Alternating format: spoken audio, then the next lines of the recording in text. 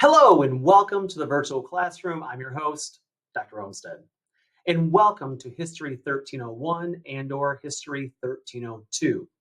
This is U.S. history from pre-European contact up until about 1877, or in History 1302 from approximately 1877 to the present. Now, hopefully in the right place, watching the right video at the right time. If so, let's get started. Now, first and foremost, the thing you see on your screen right now, this actual image on your screen with an outline, it has key terms, it has an outline below it. This is something you need to get used to. Every lecture that I will give, whether it is pre-recorded for an online class, or if you're in one of my face-to-face sections, this will be what will happen when you arrive to class, what you will see. If you are watching this by video, which if you're hearing me right now, you should take a minute, pause this video, jot down this lecture outline and key terms, and then when you're ready, hit play. So you got that? Hit pause. All right, let's get started. So first and foremost, again, welcome. You are about to embark on a journey across space and time of U.S. history. And me, Dr. Olmsted, am going to help guide you through this process. Now, I'm sure most of you don't love history like I do. Hopefully by the end of this course, you will at least have a greater appreciation or understanding of U.S. history. So let's begin. Now, first and foremost, who I am? Well, as I said, I'm Dr. Brett Olmsted. I've been married for more than 20 years. I have two wonderful kids who are full of life and energy and run me ragged. You see them on the screen there. I have my oldest daughter who's in a Spanish immersion program and my younger son who just started kindergarten this year, both of whom love swim. And my daughter loves to read graphic novels, Harry Potter, Wings of Fire. My son is into all things that will be destructive, trucks. He just wants to go, go, go. He has so much energy. I don't know what to do with him. I love my kids. I love my wife. Like I said, I've been married 20 years, and they are my first priority in life, which I hope for all of you, your family is as well. But you're not here for me. You're not here for them. What you are here for is this course. So let me make this brief video. I want to demonstrate and outline what you need to know about this class, what is nice to know about this class, and what we can do to make sure that you get the information you need, where to find it, and then so you earn your passing grade, the grade you want, so that you can get your credit for this class. So, number one, here's the bad news. On average, across the Harris County area, every semester, somewhere between 20 and 30% of students who are enrolled in these survey courses, again, History 1301, History 1302, will either drop, withdraw, incomplete, or fail. Now, I will be honest with you, I'm usually way above this average. I have tried very hard over the years to refine and simplify my course to make it as easy as possible to access. That does not mean my course is easy. It does not mean that you are not expected to do work or think, but I have tried to design it and organize it in a very accessible manner. So let's get started. Number one, it's on the syllabus. You must read the syllabus. Not only are there some boilerplate stuff you need to know from the college, but there's important information that I am providing about things like textbook, things like assignments, things like due dates, things like late policy, things like AI policy, things like communication policy. These are all things you do need to know. Now, to help you with this, not only do you need to read this, there is a syllabus quiz due the first week to make sure that you have, read and understand the most important things. So hopefully don't come back to me in 8 or 16 weeks and say, Dr. Olmsted, no, it's on syllabus. The syllabus is clear. Next, here's what you need to know. Now, the only difference between my classes face-to-face or online, they're very, very similar. In fact, I would argue they are nearly identical. I have tried to replicate the face-to-face experience in the online sections. There is one small change or one small caveat to that. And that's what you see on the screen right now. Because you are not coming to class to hear lecture and have discussion. Instead, I have made pre-recorded lecture videos like this one that you all need to watch. Now, to help entice you to take those videos seriously and to watch them all, I have included in the online sections a grade for essentially showing up and watching the videos. Again, showing up virtually. So in the online classes, just for watching the lecture videos in their entirety and taking notes on them, is 10% of your overall grade.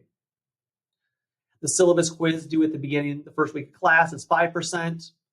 Discussion boards are worth 35%. And finally, section assignments, which there are 4 of them, unless you're in one of my 3-week courses, are 50% of the overall grade. Again, the only changes in the face-to-face sections, I take off that 10% for lecture videos because you're showing up to class anyway for attendance purposes. Instead, you have one last assignment. It's a short letter to a future student that's due during finals week. That's the extra 5%, as well as 5% added to the discussion board. I do offer extra credit. I will show that to you in a minute where it's at. Those can be obtained either from watching pre-recorded videos on Blackboard or attending a talk here on campus, virtually or in person. And basically the premise is you are hearing outside scholars, their expertise on a subject. You attend, again, either pre-recorded videos, virtually or in person, and do a short write-up. There's information on Blackboard. And to make it worth your while, I apply that extra credit to the section assignments, which again are short essays that will, again, give you the most bang for your buck.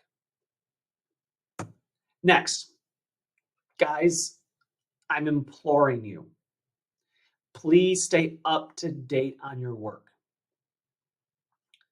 Do not be this person. Do not be the person at the end of the semester who's begging for extra credit. I'm going to say no. I've already provided some extra credit. It's already open on Blackboard. You can use it. You can, watch the video, attend a lecture, do the write-up, you can get the extra credit. I am not giving extra, especially those students who have not done the regular work. So be proactive, stay on task, do your assignments. Now, I do want to back up for just a moment and explain some of these assignments to you. Number 1, section assignments. Like I said, there are generally 4 of them, barring major changes in, hurricanes. The first couple are usually 2 paragraphs each, and the last 2 are longer ones that are usually 3 to 5 pages. Now, I don't believe in multiple choice because, quite honestly, especially in an online class, or if I give the multiple choice test, even on face-to-face students online, it's too easy to just copy and paste the answers, search it on Google. So I do believe in essay exams. So there will be a lot of writing involved here. That's good because I want to hear your thoughts. I want to hear your opinions. I believe that learning U.S. history, learning history in general, is imperative for critical thinking and evaluation and analysis. This is why I do a lot of writing in this class. The discussion boards. I know thanks to COVID and online courses, a lot of students are kind of just tired of discussion boards. I get it. I do understand. However, I do believe in discussion boards for 2 major reasons. Number 1, it is a way for students to hear diversity of opinion. See, in a face-to-face class, what usually happens is I have 1 or 2 students per class who will answer every question. Now, I love those extroverts, those know-it-alls. I was one of them. However, it's really a disservice to the class if all you hear all semester is the opinions of 1 or 2 people. That's not good.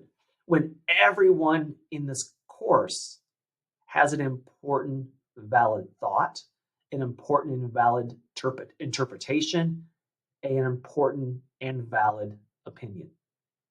I want to hear those. So by doing discussion boards, it allows more people to get their thoughts out, especially those who are introverted or afraid of speaking up in class or just afraid of being wrong. These are low stakes writing assignments that allow you to get your thoughts out and for other people to read them. So I do require you have initial post that's usually due by Thursday night, and a response post responding to classmates by Saturday night. Now, the general way it works is the initial post is worth up to 70 points, and each response post is up to 15 points for a total of 100. So, first reason, diversity of opinion. Second reason I do that is because I treat these discussion boards as a building block, a scaffold to the larger essays, i.e. the section assignments. In other words, each week you'll be assigned a set of primary source documents. Primary sources being documents produced in the era in which we're talking about. One thing I found over the years is freshman students in these survey courses generally do not know how to interpret documents and don't know how to analyze them and use them in writing. These discussion boards are practice. They are practice at interpreting documents. They are low stakes writing where you as an individual gets a chance to interpret these documents and learn how to use them in a short answer response. Short answer being a paragraph about 6 to 8 sentences long. There is a rubric on Blackboard about how to construct these paragraphs, but essentially the gist of it is you need a topic, sentence, and argument. You need evidence, a direct quote that needs to be cited, and you need to analyze it. And then repeat another piece of evidence, analyze it. In doing so, you are practicing not only interpretation, but you're practicing writing what essentially would be a body paragraph of a larger essay. And the best part is these are low stakes, meaning that I am not grading these as harshly as I will in the section assignments, and you get feedback from your classmates.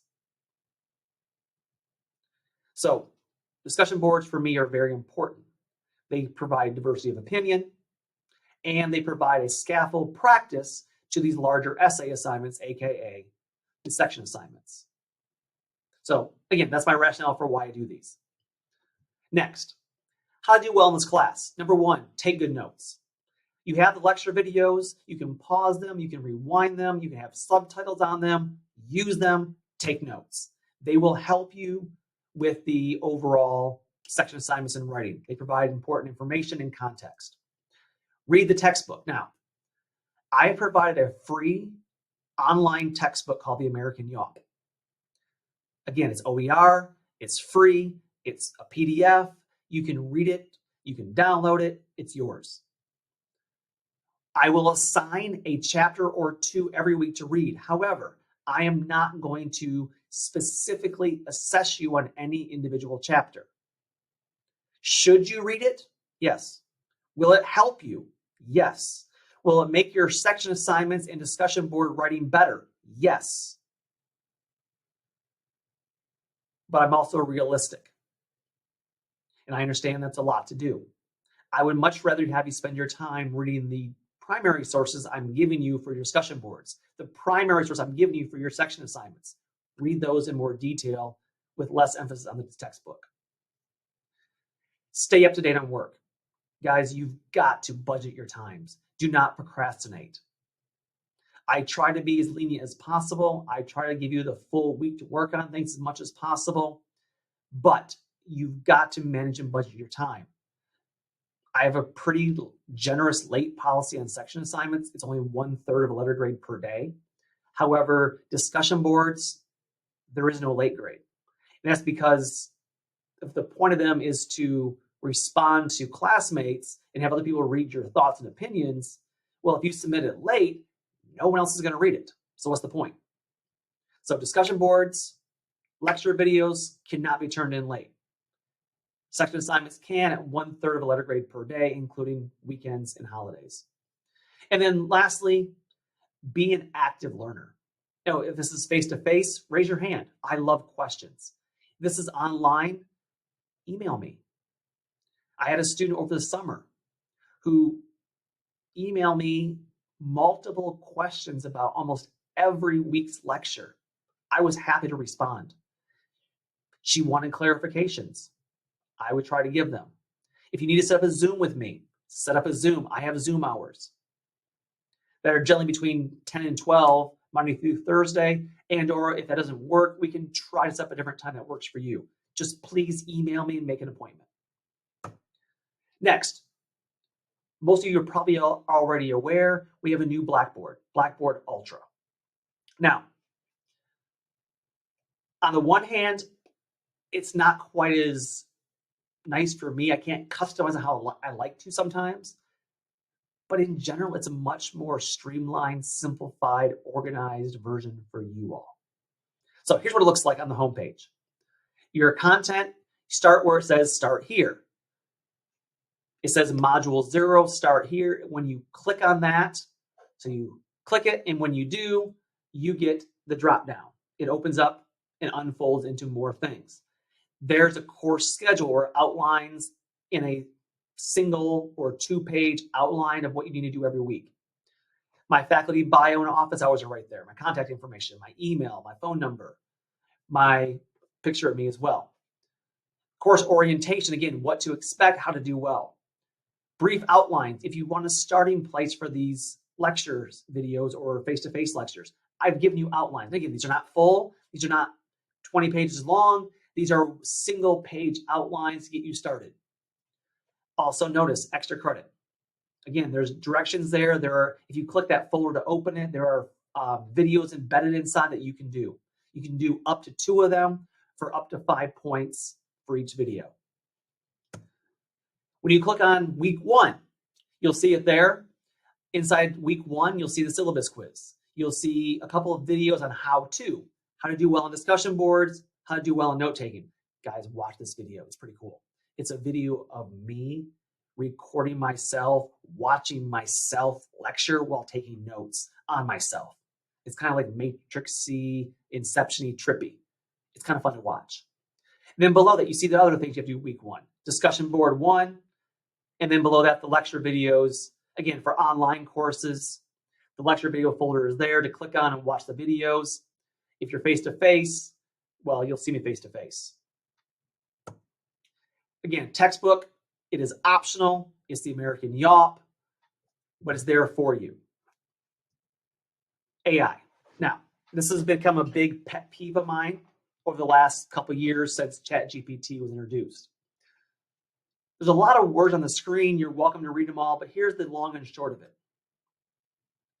I think AI is awesome. I think it's useful. I've used it to help plan vacations for me and my wife. However, in my professional opinion, AI use like ChatGPT to write things for you is the equivalency of giving my 5-year-old or my 9-year-old a calculator and saying, here, do math.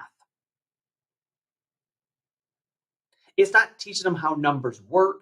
It's not teaching them how to do math. It's simply doing the math for them. No thinking required.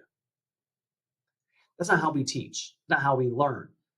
We give our elementary students, we teach them math over a number of years in elementary and middle school. And then finally in high school, we give them a calculator and say, okay, now that you've mastered how to do these numbers and how basic math works, now you can use a calculator for basic math functions while we teach you higher math. In other words, we don't give you the calculator in elementary school. Same way with AI. For someone like me, who I have a PhD in history, I can use AI to help do mundane tasks. Things that would normally take me maybe an hour or 2 to do, I can do in a few minutes by asking ChatGPT or other AI software. Because, well, I have some expertise in this field. You all are students. You are mostly, this is a freshman level class, so you are freshman or sophomore students generally. This is not to denigrate you whatsoever, but you don't have the expertise yet, which is why you're in school. You are still learning. And when you use an AI program or large language model program to write essays and assignments or discussion boards for your classes, you are actually, number one, not doing the work. You're not thinking, which is one of the course outcomes of this course. You are surrendering your thoughts to AI, which surrenders part of your humanity. So it separates us from computers. We can have complex thoughts and feelings. It's part of what makes us human. It's your voice that you're losing. And quite honestly, part of my job as a professor is to help you all become better writers and critical thinkers. I can offer really no constructive criticism on how to improve your thought process or your writing ability if all I'm getting is a computer algorithm. In other words, I would rather hear your imperfect voice. So that way I can offer constructive criticism. I can offer feedback. I can help you make you a better writer and thinker. Because quite honestly, that is what this course is about. Yes, it's about learning history, understanding US history, but it's about learning how to critically evaluate sources and critically evaluate and make arguments and critically analyze why people say and do things. And if all you're doing is outsourcing that to an AI program, you're not learning. And quite honestly, from experience, even though it is getting better, there are a lot of fallacies with putting a prompt into ChatGPT or other AI programs. The answer is usually very surface with very little in-depth analysis. It often creates phantom quotes, mirages. So the long and short of it is, number one, you cannot copy and paste plagiarize. That's been that way for forever. With AI, however, AI is banned in my classroom. While I fully understand there are good uses for it, and even for you all as students, there are good uses for it, I am banning it. If I will run all your writing assignments, discussion boards, your section assignments through AI detectors. If the percent is above 30%, we will have a conversation and you will likely get a 0 on the assignment. If you are detected for AI, again, the result is a 0, and per college policy, we will have to submit what's called Maxient report that will essentially turn your name into the college for academic misconduct because you have broken course policies. And I equate using AI to plagiarism because you're essentially taking thoughts that are not your own and you are presenting them as your own because you didn't write it. Now, I know some of you are immediately thinking, well, hold on, what about if I get flagged falsely? Well, I didn't use AI, ChatGPT, but I still get flagged. Yes, there was that issue. However, from experience the last 2 years, the major cause of that issue is from students over-relying on grammar checker programs like Grammarly or on paraphrasers, things like Quillbot, Spinbot,Essaybot. In other words, you're utilizing these grammar checkers to a higher degree. Now, initially, Grammarly was a great program, not denying that. However, it has incorporated full AI into its code, and therefore, what it's doing now is taking your thoughts. It's not just fixing the grammar mistakes like spelling and commas. It's actually changing the structure of your sentences, and thus it's changing your thoughts. It is no longer your words and your thoughts. It's what a computer says sounds better. Again, I can't offer constructive feedback. I can't do my job. You are not learning to do your job or learning to become a better writer, a better thinker. So, policy is, as it's written on the screen, as it is in the syllabus. Above 30%, you will likely get a 0, but we will have a conversation. You will have to, number one, set up a meeting with me, either face-to-face or via Zoom, and we will have a conversation. You need to prove that you did not use AI. Above 70, it's basically an automatic 0. I will still give you a chance to try to prove otherwise. However, from experience, it's very difficult to prove it. My suggestion, and this is in the syllabus, you should, in fact, let me repeat, you must write everything for me in either Google Docs or a Word doc. This way, if you get flagged for AI, I will request to see your version history, your edit history. In other words, share the document with me so I can view your edit history on either Google Docs or Word Docs. And if I see that you spent a lot of time and you've typed every sentence, by yourself, I can see the time that's taken. Well, that could be proof. Again, not guaranteed. That could be proof that you indeed did write your own paper. So I will need to see that as a kind of fail-safe. So I'm encouraging you, saying you must, you should write it in either Google Docs or Word doc. Again, if it's a section assignment, you're going to submit it anyway via that and to turn it in. Otherwise, if it's a discussion board, write it in there, save it as a document, and then copy and paste that into the actual discussion board on Blackboard. Now, these are all the need to know stuff. The other nice to know is, things like, why we do history. History is not the STAR test. History is about understanding where we've been, where we're going, why we're here. It's about critical thinking. It's about analyzing various viewpoints and perspectives. That's all something that we will figure out together through this course. So as not to get too long-winded, I will sign off now. If you have any questions, comments, concerns, let me know. Otherwise, until next time, bye-bye.